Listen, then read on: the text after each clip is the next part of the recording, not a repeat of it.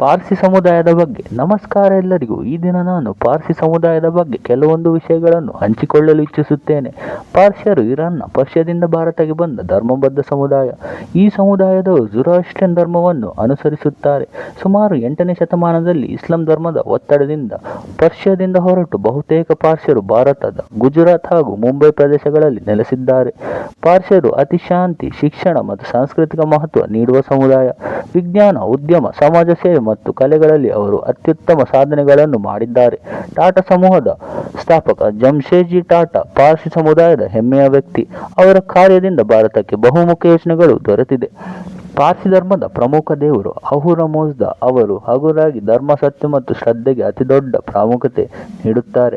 ಅವರ ತ್ಯಾಗ, ಪ್ರಾಮಾಣಿಕತೆ ಮತ್ತು ಶುದ್ಧ ಬದುಕು ನಮಗೆಲ್ಲ ಪ್ರೇರಣೆಯಾಗಿದೆ. ಇಂದು ಪಾರ್ಸಿ ಜನಸಂಖ್ಯೆ ಕಡಿಮೆಯಾಗಿರುವುದು ಒಂದು ಚಿಂತೆ, ಆದರೆ ಅವರ ಸಂಸ್ಕೃತಿ, ತತ್ವಗಳು ಮತ್ತು ಕೊಡುಗೆಗಳು ಎಂದೆಂದಿಗೂ ನಮಗೆ ಮಾರ್ಗದರ್ಶಿಯಾಗಿರುತ್ತದೆ. ಧನ್ಯವಾದಗಳು.